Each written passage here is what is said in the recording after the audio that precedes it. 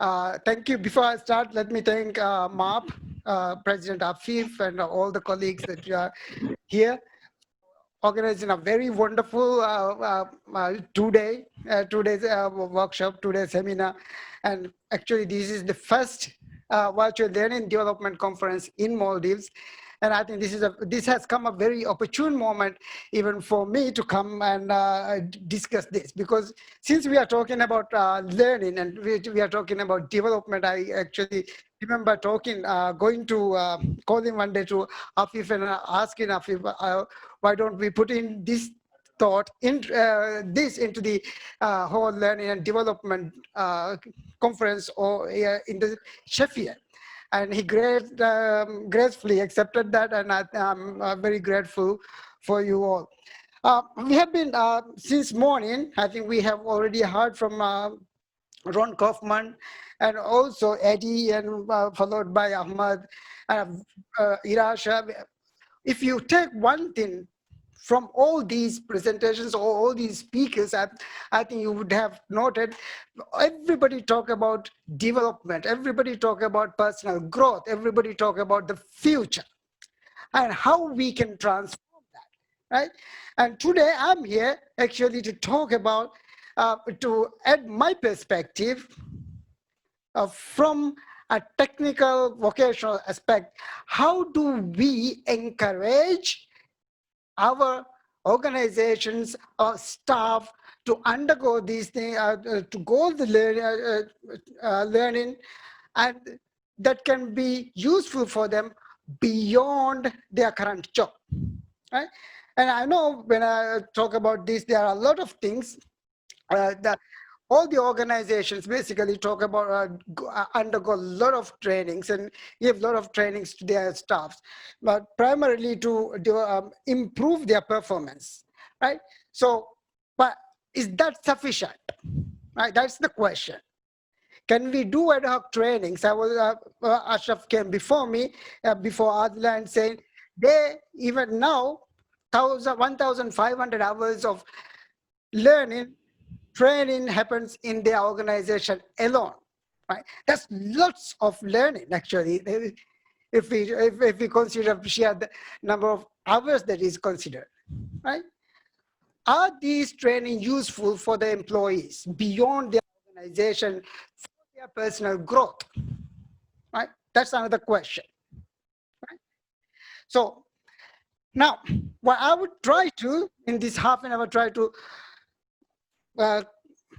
explain, or explain is the different word, try to comprehend is, try to encourage is, how can we collaborate, organizations, the learning development, companies and institutions together? How can we, all these institutions, groups can come together to create value for organizations and for the learners, right?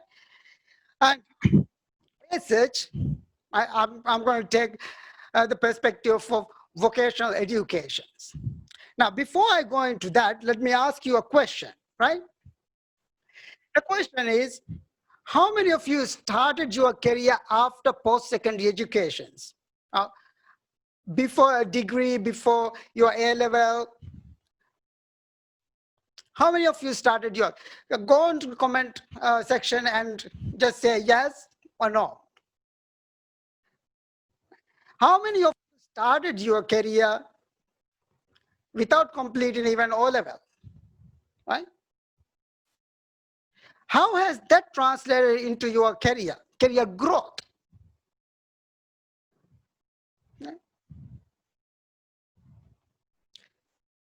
Right? I can already see a lot of different answers. Some says after 10, some says after 9, some says after A-level, right? There's a range. So how has that translated into your career growth, your income? I think that's a very good question. So when we talk about learning and development, a lot of times we forget that we do this, we try to improve ourselves, to improve our life. The life ourselves, for our own selves and our families, and for the people around us. And all this is combined together, if we don't talk about the financial gain or the monetary value attached to these things, right? Learning can become sometimes very difficult. Right? Now, if I talk about myself, I started my career after O level, without a degree or A level, right? And I know I finished my O level actually quite a long time ago. 1997, I did my O level, and right after that, I went into a resort. Now, I did not had a lot of trainings at the beginning in the resort, right? So I continue in my from one job to the other job till I was 25, where I realized that learning, training is important to me if I wanted to grow my career. Right? Don't get me wrong, there are a lot of trainings that was given, organizational, customer service. I was in a hospitality industry, so customer service training, how to smile, how to stand up, how to talk, how to walk, all these were taught. Right? Well, many a times a repetition of that. From year 1 to year 2, exactly the same training was given to me. So that was important to keep ourselves delivering the good services that the expected services that we were expect to give our visitors, to care, if I use the word from Ron Kaufman, to love, to care and to love, to replicate, right? Now, let me go back to some statistics, right, of what is happening around the globe, what is happening to Maldives, right? Now, if you look at the statistics of,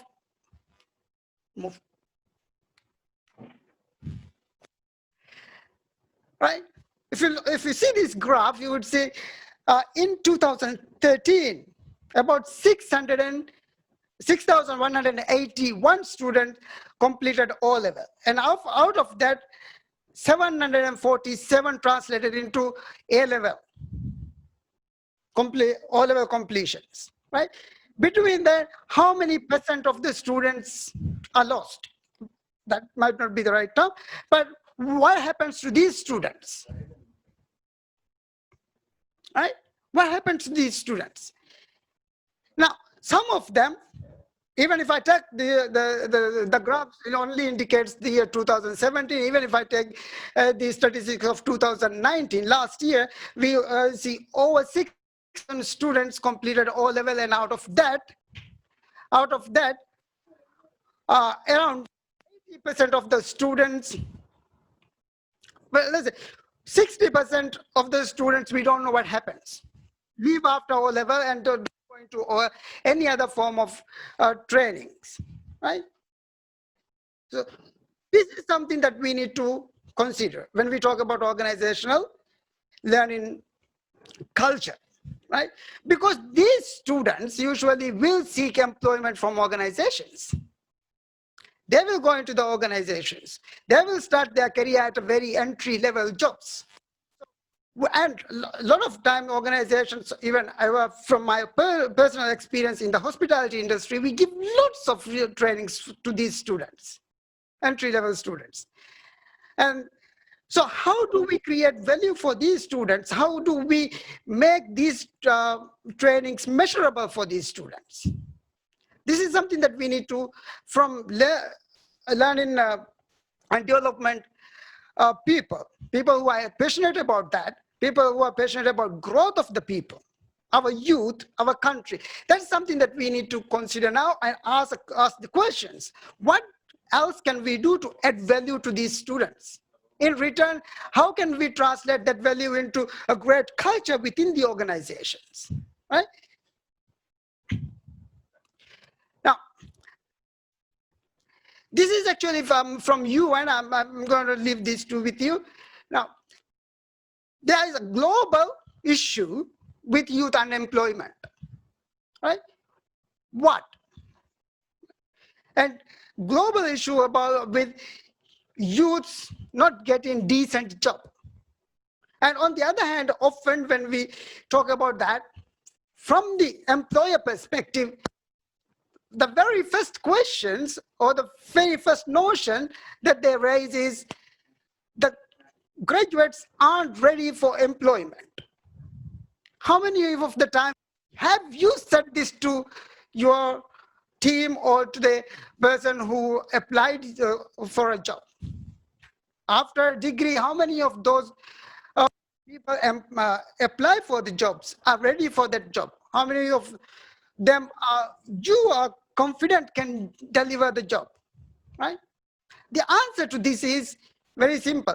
We are not very often very happy with these graduates, right?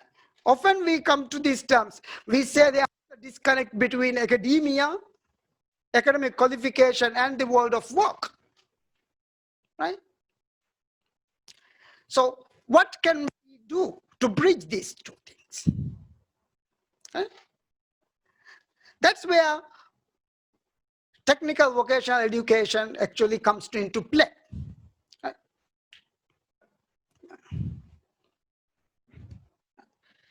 When these students, right, those people who are not ready, who are seemingly not ready, comes to the jobs, the organization usually gives trainings and encourage them for lifelong learning. And this is a very common thing, lifelong learning now, a common term that we use, right?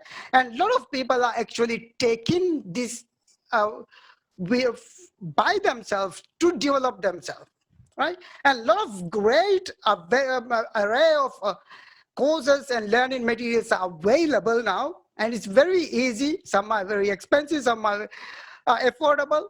Okay, and even if we take these learning courses and with trainings, are they again?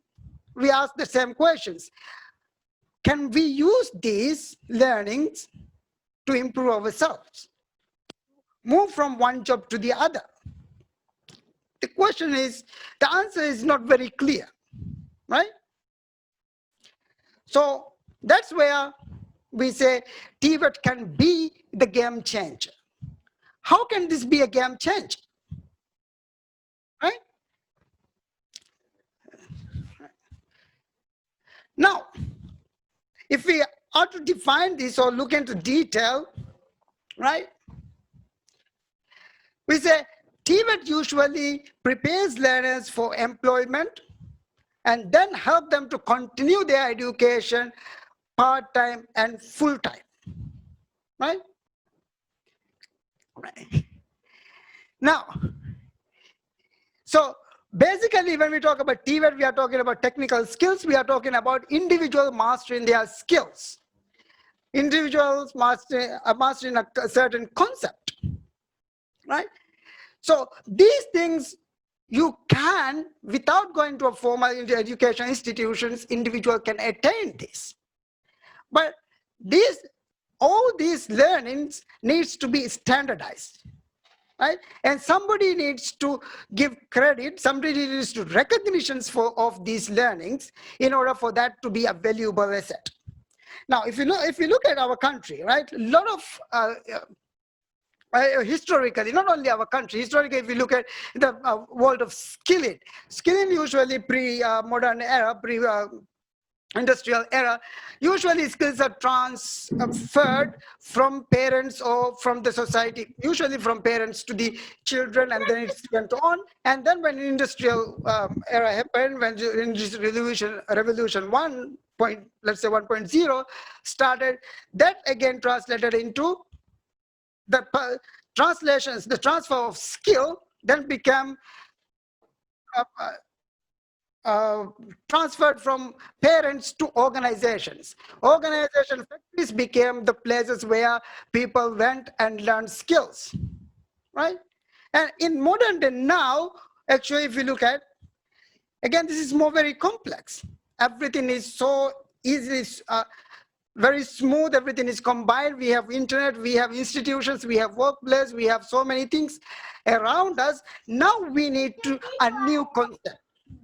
We have to now actually COVID-19, we can say positive, we can come look at from the positive angle and say now we are in the cocoon. It's a good time actually. So now we are in the cocoon. So how do we translate ourselves? How do we transform ourselves now from learner's perspective, from educator's perspective, right? Now, from my proposition, not only my propositions, from TVET perspective, we can say we can come together and make, add value, right? We can actually base TVET from industry perspective, right? So how do we do that? Now, TVET, we said, usually is, right? TVET, we say, is basically an arrangement where people are prepared for employment, right? Now, the skill standard, TVET training skill standard comes from the employers. People acquire skills through employment. Theories and practicals can be provided by institutions. Funding can be a joint effort as well. Government, institutions, workplace, we can combine together, we can also fund them, right? So if we do that, what happens is, now no particular, we are not putting the burden of training into the institutions alone. Now we know institutional trainings is going to somehow, all the latest articles that I've been reading, ultimately institutional training where people go to the college, universities are going to drop. And in the future, it will continue so because of the development in the internet and availability of learning materials and learning opportunities on the, through internet, right? So the number of graduates from university is going to drop, I think. People are not going to go to the universities, right? Going to do alternative methods.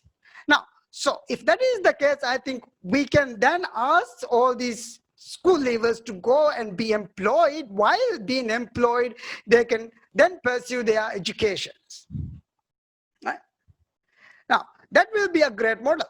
So if we do that, how would this work? Right?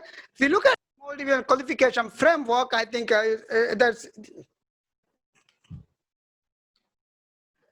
a framework we would see.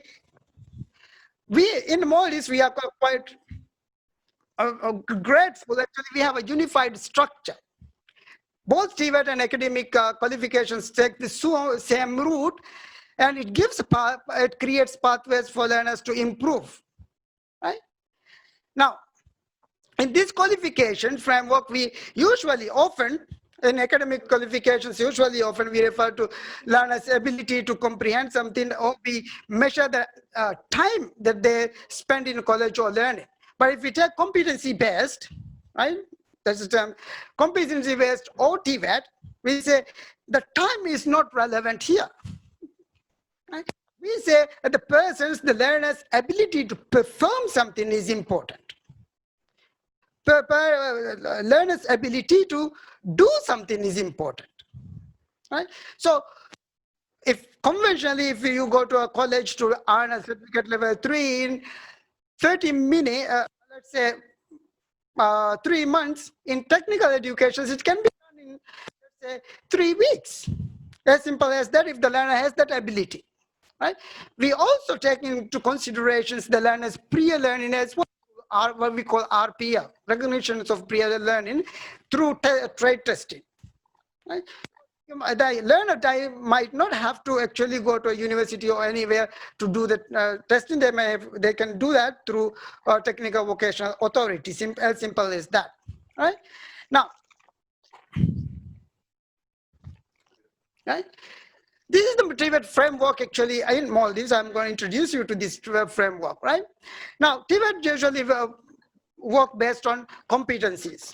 The framework we usually identify in order to come up with the qualifications. What we do is we identify what we call competency standards, occupational standards, meaning to say, what do somebody needs to do or somebody needs to know in order to perform a job. And that is called occupational standard. So based on that occupational standard, then we create something called competency standard. The level of performing criteria. What will be the criteria that we will measure? Now, Then once that is done, then that will be endorsed by TVET Authority, right? And TVET Authority, by endorsing, what I mean by endorsing is TVET then provides accredited certificates, right? They will assure the qualifications, quality through assessment, and also awarding of the certificate, right? And they also that will be translated into structured workplace training. Now this is very important. Now I will come back to this term structured workplace training. I want you to remember that, right? Let's move, right?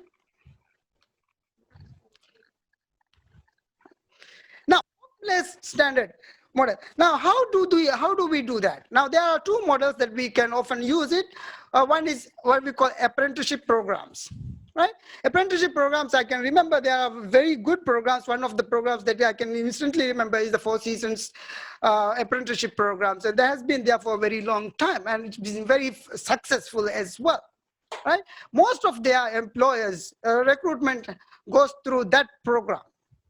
They go across all the country and do a lot of interviews and take people in apprenticeship programs, then conduct those apprenticeship programs based on TVET model, right? And TVET Authority in the end goes and do the assessments and measures their qualification and then give certifications. Now, the benefit of this is those students who go through these programs are paid while they are also being given that learning opportunity. Right? They get their certificates. Now, remember at the beginning, I told you about 60% of the students, we don't know what they do after O level, right? Now, these students, again, this can be a model that we can attract, we can implement to attract that 60% of the student. How? Right? Offering job, offering qualifications, right? Earnings, and also giving them, when they are in the workplace, we are giving them technically a place to live, a group of friends, a new circle, new habitat, so they can actually grow, right? There is a buddy system in the workplace. There are systematic mechanisms to watch the students' progress as well, right? So that can be a very good model. Now, when we talk about apprentice programs, usually the understanding is the employer will do that, right? Now, if you look at the context of Maldives, not all the employers are have the capabilities to conduct both, give the training as well as conduct the theoretical lessons, give theory. So for those companies, and there's another model called dual training systems, right? And one of the examples that I can give you is a very recent one that where I think Universal Company and Villa College actually combined together, right? Came together and offered a very good model of apprenticeship program. Now, I happen to be part of it because the first 3 batches I went and taught for these 3 batches as well. Apart from being lucky enough to contribute to curriculum development, the setup of all the programs. Now, for these three batches, I can tell you, from each batch, about 80% of the students were retained as an employees, and from that batch, again, some of them have become senior members of the department, right? The last time I was in Kurumba, the senior receptionist was one of those employees.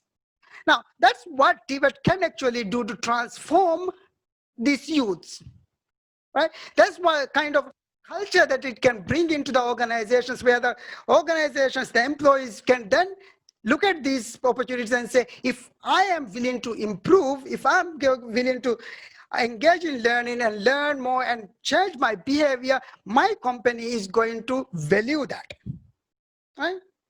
So there's now an impetus for the individuals to pursue learning instead of organizational impetus to do the trainings. Now, this is very important, right? We want individual employees to pursue or to take ownership of their learning. Not always the organizations to force them to go undergo the trainings. When we force people, if we are talking about hospital, I can give you hospitality examples because I was there for a very long time. Now, if we do that, now after a very long time, employees are tired, they go to the training rooms and they may do it because they have to do it, right? But if we tell them, or if they know, if they do undergo that, and then the certificate that they achieve can then transform their lives, they are more willing to do that. That's what we see, right? That's what we see. So how, this is a very long conversation, but in a nutshell, this is what can happen, right? Now, if the organization wants to do that, right, what are the options available? Now, in Maldives, in terms of providing vocational education, there are 3 institutes that are specialized in providing these kind of trainings, right? One is Maldives Polytechnic, where I happen to be member as well. And there's Maldives Institute for Technology, who have been engaged, to my knowledge, in the industry as well, to assist with the apprenticeship programs and provide this kind of dual support. And there is also TVET, and a very new institute who are also engaged in vocational education. So those learning and development professionals listening to this, I want you to get in touch with these institutions and look for the opportunities to get this kind of a partnership, so we can then help our nation to grow and help our youth to grow, right? So now, at the end, this is what will happen, right? Well, an outcome of this competency-based training is recognized, nationally recognized certificates, right? So, like I said earlier, we don't have dual system. We have a system, both our national qualification framework actually facilitates this. So those who have a vocational certificate level 3 program can pursue an academic certificate level 4 programs, and all those who have certificate level 4 in vocational educations then pursue a degree. There is no barrier to entry, right? So this will change the whole spectrum from an organizational perspective, I think, right? So before I conclude, I want this to be your key takeaway, right? Aligning your in-house training programs with the national competency standards will improve the learners' life, organizational culture, right? Apprenticeships, learnership programs can be part of your recruitment strategy, right? The national growth or global sustainability depends on our joint effort, right? So with that note, let's build the bridge as we walk on, like Gasper said, right? So with that, I think I will open for questions. Thank you so much. If you have a question, please comment on it. Wonderful, wonderful, Ahmed. That's lovely. I know you are. Didn't all the participants, didn't we see how passionate Ahmed is to try to convince his point, which is a very important point in employers connecting with the TVET Authority and making sure that the learning gets converted into a work experience place through vocational training. So I encourage all the employers and also the L&D professionals to connect with Ahmed. Just for the interest of the time, Ahmed, I just want to take one question, which is, what is the procedure? Let's say if there's a resort that wants us to register their apprenticeship program and get certification from TVET. What is the procedure? If you could briefly explain that to us, because I know there are quite a lot of hoteliers there, because right after we're going to go into the next speaker. So if you could briefly speak about that. Very simple. Send an email to TVET Authority asking them to approve your organization as a TVET center. In effect, you become a college or a university by yourself. Every resort is a university itself. right? So simply send an email. Everything is ready. If you go into TVET Authority's website, you will see there are over 120 different curriculums and standards already. And if you need more, you can simply say, we need that. So that can be also arranged, right? Very good. Yeah, I just want to let you know that you know when you're standing on that studio, you look like you're right at the stage of MNU Business School, which was our actual venue for this event. If things were in good order in the world today, so good job, Ahmed, and well done. All